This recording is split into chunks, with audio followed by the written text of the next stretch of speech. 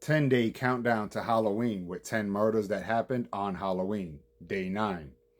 Shirley Ledford, who was 16 years old on Halloween night in 1979, was leaving a party when she decided to hitchhike home.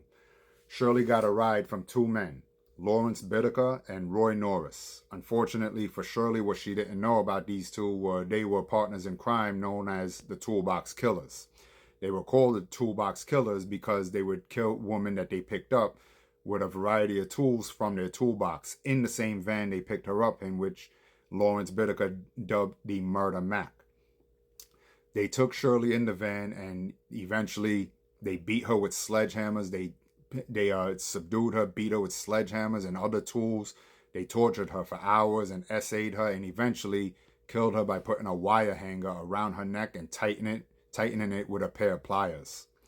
She screamed for hours, and this was also recorded, and they took Polaroid pictures of the assault, and these things were used against them when they went to trial.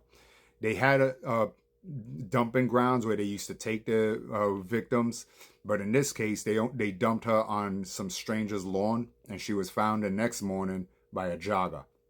Eventually, a friend of theirs turned them in, who they told about the crime, and when they were arrested and brought to trial, the audio tapes and the Polaroids that they took of the assault were used as evidence against them. And many of the people who saw these pictures and heard the tapes just could not take it. It traumatized them. They left the courtroom, they cried, and some of them even vomited.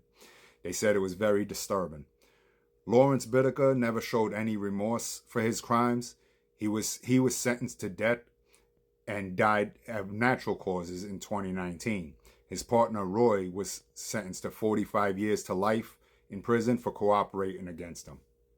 Happy Halloween.